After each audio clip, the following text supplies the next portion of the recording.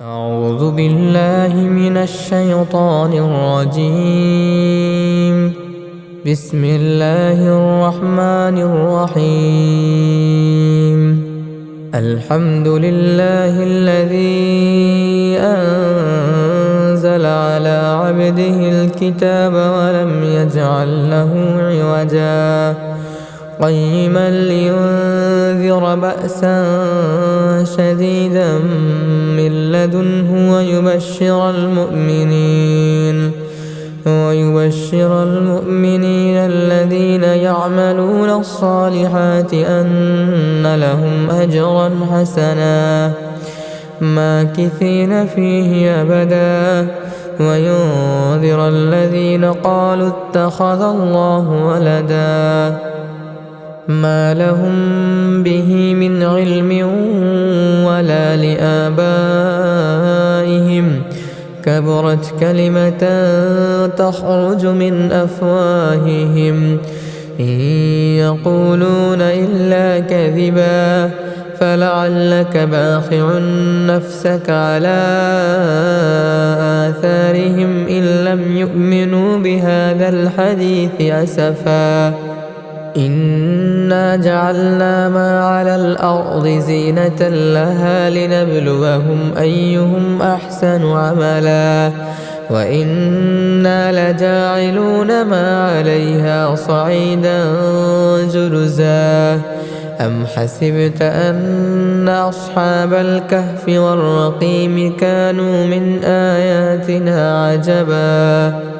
إذ أوى الفتية إلى الكهف فقالوا ربنا آتنا من لدنك رحمة وهيئ لنا من أمرنا رشدا فضربنا على آذانهم في الكهف سنين عددا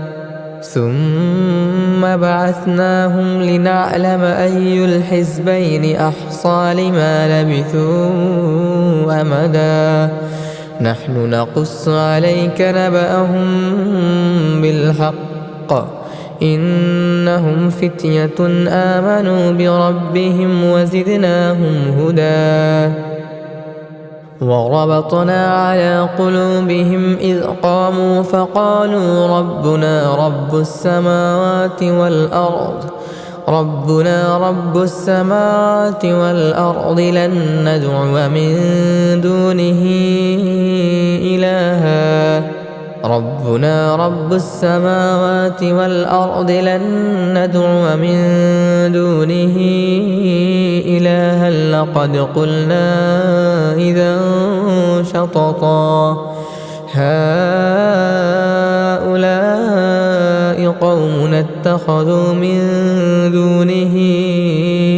آلهة لولا يأتون عليهم بسلطان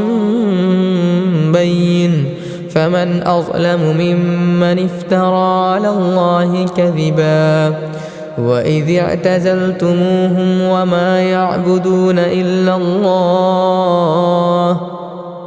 وما يعبدون إلا الله فأووا إلى الكهف ينشر لكم ربكم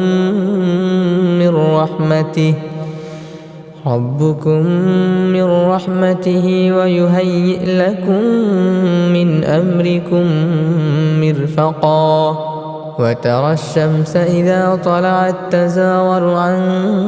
كهفهم ذات اليمين وإذا غربت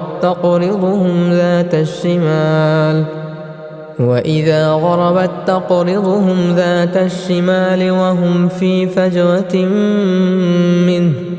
ذلك من آيات الله من يهد الله فهو المهتد ومن يضلل فلن تجد له وليا مرشدا وتحسبهم أيقاظا وهم رقود ونقلبهم ذات اليمين وذات الشمال وكلبهم باسط ذراعيه بالوصيد لو اطلعت عليهم لوليت منهم فرارا ولملئت منهم رعبا وكذلك بعثناهم ليتساءلوا بينهم قال قائل منهم كم لبثتم قالوا لبثنا يوما أو بعض يوم قالوا ربكم أعلم بما لبثتم فابعثوا أحدكم بورقكم هذه إلى المدينة فلينظر أيها أزكى طعاما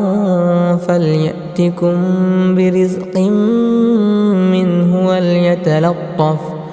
ولا يشعرن بكم أحدا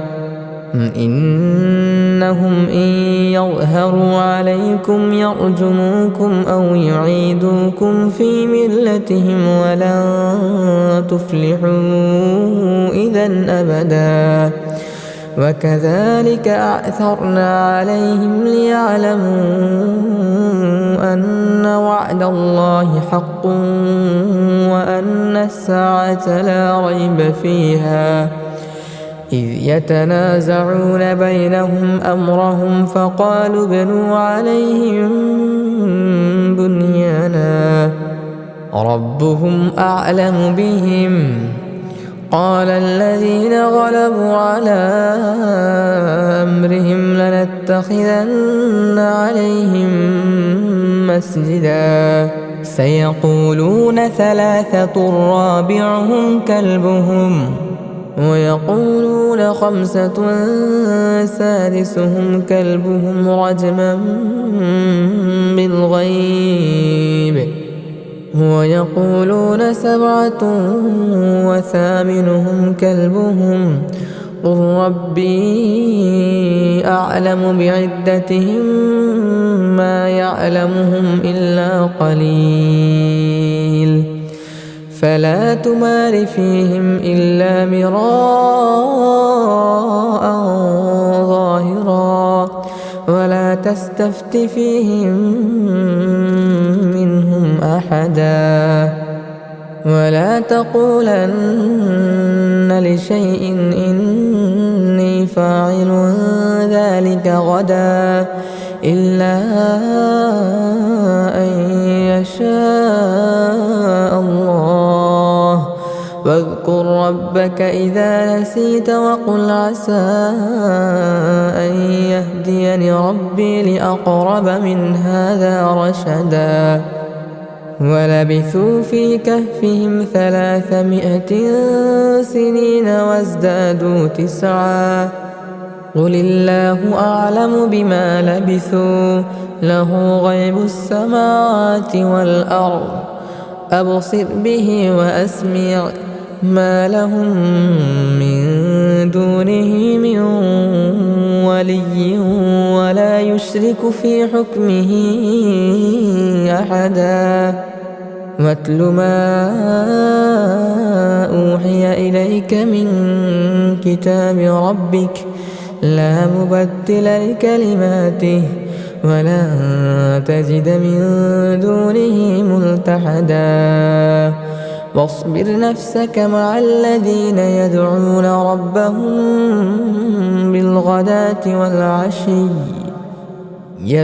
ربهم بالغداة والعشي يريدون وجهه ولا تعد عيناك عنهم تريد زينة الحياة الدنيا ولا تطع من أغفلنا قلبه عن ذكرنا واتبع هواه وكان أمره فرطا وقل الحق من ربكم فمن شاء فليؤمن ومن شاء فليكفر إنا أعتدنا للظالمين نارا أحاط بهم سرادقها وإن يستغيثوا يغاثوا بماء كالمهل يشوي الوجوه بئس الشراب وساءت مرتفقا إن الذين آمنوا وعملوا الصالحات إنا لا نضيع أجر من أحسن عملا أولئك لهم جنات عدن تجري من تحتهم الأنهار يحلون فيها من أساور من ذهب ويلبسون ثيابا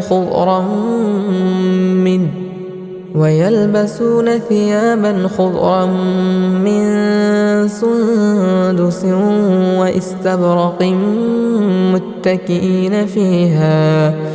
واستبرق متكئين فيها على الأرائك نعم الثواب وحسنت مرتفقا واضرب لهم مثل الرجلين جعلنا لأحدهما جنتين من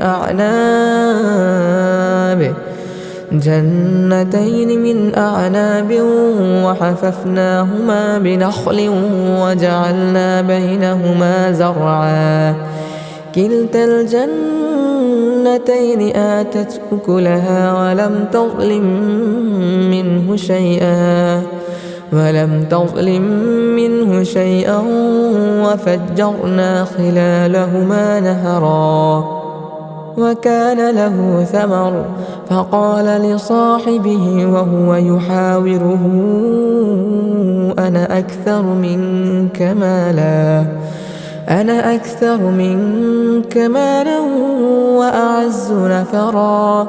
ودخل جنته وهو ظالم لنفسه قال ما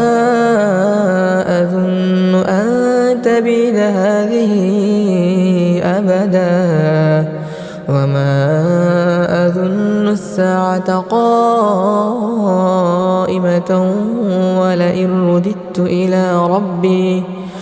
ولئن رددت إلى ربي لأجدن خيرا منها منقلبا قال له صاحبه وهو يحاوره أكفرت بالذي خلقك من تراب ثم من نطفة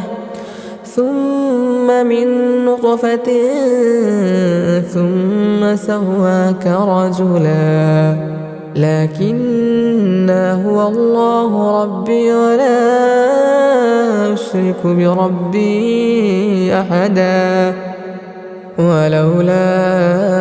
إذ دخلت جنتك قلت ما شاء الله لا قوة إلا بالله إن ترني أنا أقل منك مالا وولدا فعسى ربي أن يؤتيني خيرا من جنتك ويرسل عليها حسبانا من السماء فتصبح صعيدا زلقا أو يصبح ماؤها غورا فلا تستطيع له طلبا وأحيط بثمره فأصبح يقلب كفيه على ما أنفق فيها وهي خاوية على عروشها ويقول يا ليتني لم أشرك بربي أحدا ولم تكن له فئة ينصرونه من دون الله ينصرونه من دون الله وما كان منتصرا هنالك الولاية لله الحق هو خير ثوابا وخير عقبا واضرب لهم مثل الحياة الدنيا كماء إن أنزلناه من السماء فاختلط به نبات الأرض فأصبح هشيما تذروه الرياح وكان الله على كل شيء مقتدرا المال والبنون زينة الحياة الدنيا والباقيات الصالحات خير عند ربك ثوابا وخير أملا ويوم نسير الجبال وترى الأرض بارزة وحشرناهم فلم نغادر منهم أحدا وعرضوا على ربك صفا لقد جئتمونا كما خلقناكم أول مرة بل زعمتم أن لن نجعل لكم موعدا ووضع الكتاب فترى المجرمين مشفقين مما فيه ويقولون يا ويلتنا ما لهذا الكتاب لا يغادر صغيرة ولا كبيرة إلا أحصاها ووجدوا ما عملوا حاضرا ولا يظلم ربك أحدا وإذ قلنا للملائكة اسجدوا لآدم فسجدوا إلا إبليس كان من الجن ففسق عن أمر ربه أفتتخذونه وذريته أولياء من دوني وهم لكم عدو بئس للظالمين بدلا ما أشهدتهم خلق السماوات والأرض ولا خلق أنفسهم وما كنت متخذ المضلين عضدا ويوم يقول نادوا شركائي الذين زعمتم فدعوهم فلم يستجيبوا لهم وجعلنا بينهم موبقا ورأى المجرمون النار فظنوا أنهم مواقعوها ولم يجدوا عنها مصرفا ولقد صرفنا في هذا القرآن للناس من كل مثل وكان الإنسان أكثر شيء جدلا وما منع الناس أن يؤمنوا إذ جاءهم الهدى ويستغفروا ربهم إلا أن تأتيهم سنة الأولين أو يأتيهم العذاب قبلا وما نرسل المرسلين إلا مبشرين ومنذرين ويجادل الذين كفروا بالباطل ليدحضوا به الحق واتخذوا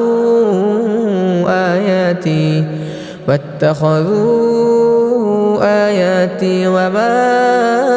أنذروا هزوا ومن أظلم ممن ذكر بآيات ربه فأعرض عنها ونسي ما قدمت يداه إنا جعلنا على قلوبهم أكنة أن يفقهوه وفي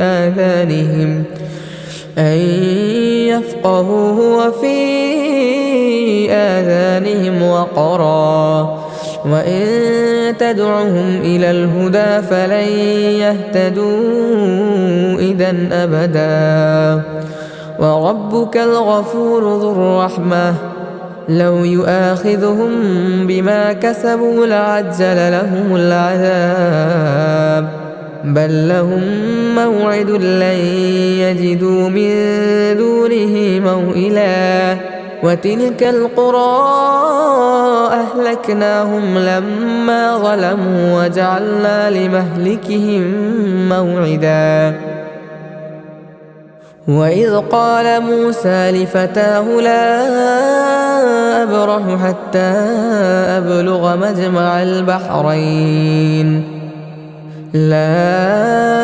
أبرح حتى أبلغ مجمع البحرين أو أمضي حقبا فلما بلغا مجمع بينهما نسيا حوتهما فاتخذ سبيله في البحر سربا فلما جاوزا قال لفتاه آتنا غداءنا لقد لقينا من سفرنا هذا نصبا قال أرأيت إذ أوينا إلى الصخرة فإني نسيت الحوت وما أنسانيه إلا الشيطان أن أذكره واتخذ سبيله في البحر عجبا قال ذلك ما كنا نبغي فارتد على آثارهما قصصا فوجدا عبدا من عبادنا آتيناه رحمة من عندنا وعلمناه من لدنا علما قال له موسى هل أتبعك على أن تعلمني مما علمت رشدا قال إنك لن تستطيع معي صبرا وكيف تصبر على ما لم تحط به خبرا قال ستجدني إن شاء الله صابرا ولا أعصي لك أمرا قال فإن اتبعتني فلا تسألني عن شيء حتى أحدث لك منه ذكرا فانطلقا حتى إذا ركبا في السفينة خرقها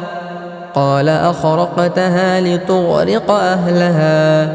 لقد جئت شيئا إمرا قال ألم أقل إنك لن تستطيع معي صبرا قال لا تؤاخذني بما نسيت ولا ترهقني من أمري عسرا فانطلقا حتى إذا لقيا غلاما فقتله قال أقتلت نفسا زكية بغير نفس لقد جئت شيئا نكرا قال ألم أقل لك إنك لن تستطيع معي صبرا قال إن سألتك عن شيء بعدها فلا تصاحبني قد بلغت من لدني عذرا فانطلقا حتى إذا أتيا أهل قرية استطعما أهلها فأبوا أن يضيفوهما فوجدا فيها جدارا يريد أن ينقض فأقامه قال لو شئت لاتخذت عليه أجرا قال هذا فراق بيني وبينك سأنبئك بتأويل ما لم تستطع عليه صبرا أما السفينة فكانت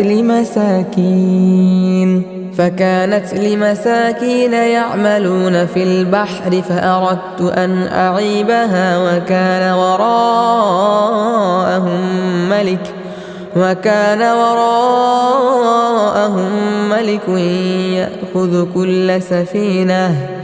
يأخذ كل سفينة غصبا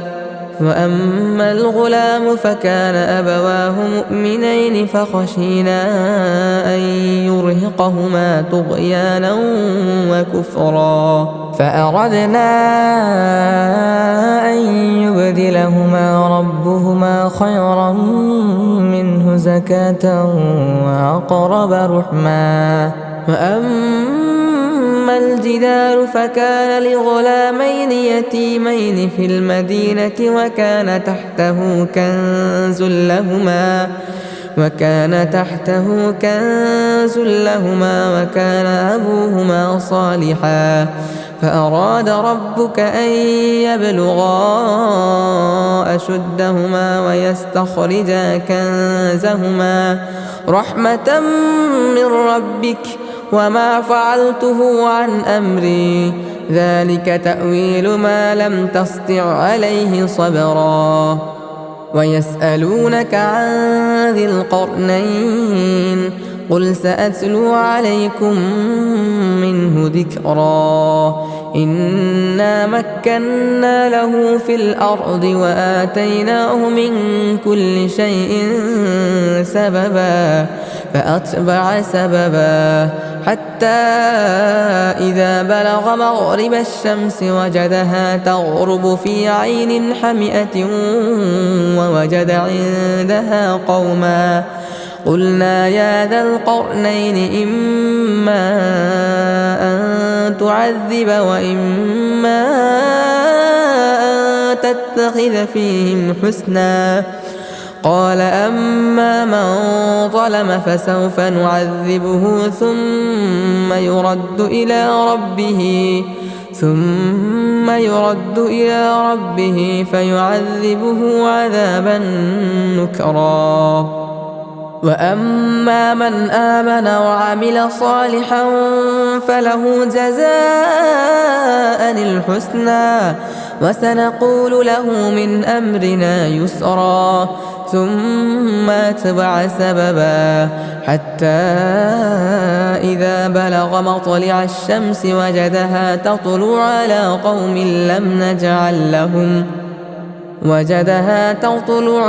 قوم لم نجعل لهم من دونها سترا كذلك وقد أحطنا بما لديه خبرا ثم أتبع سببا حتى إذا بلغ بين السدين وجد من دونهما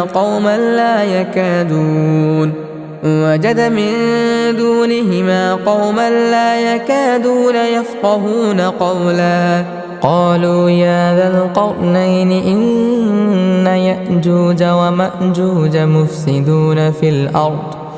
مفسدون في الأرض فهل نجعل لك خرجا على أن تجعل بيننا وبينهم سدا قال ما مكني فيه ربي خير فأعينوني بقوة أجعل بينكم وبينهم ردما آتوني زبر الحديد حتى إذا ساوى بين الصدفين قال انفخوا حتى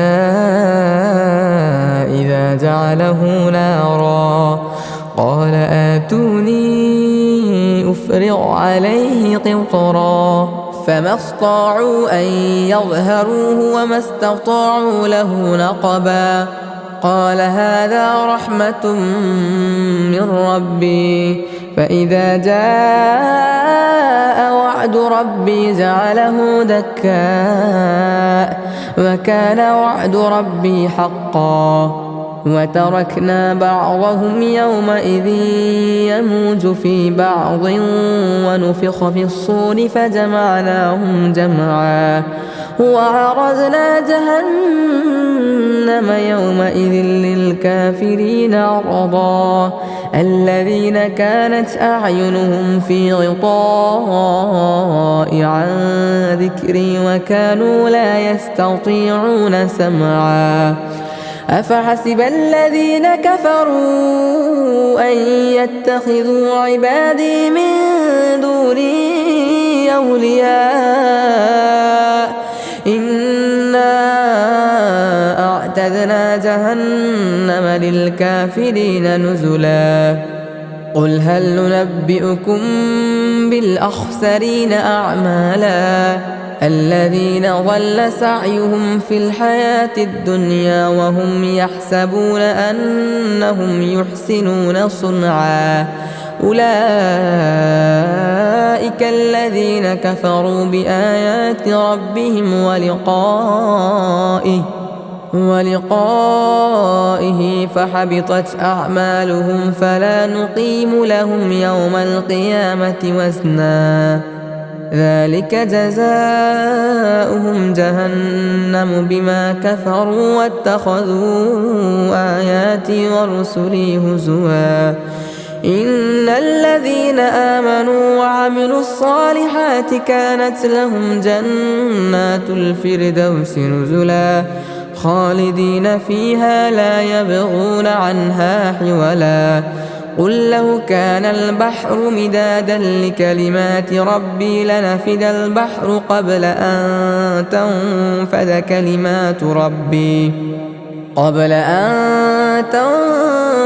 كلمات ربي ولو جئنا بمثله مددا قل إنما أنا بشر مثلكم يوحى إلي أنما إلهكم إله واحد فمن كان يرجو لقاء ربه فليعمل عملا صالحا ولا يشرك بعبادة ربه أحدا.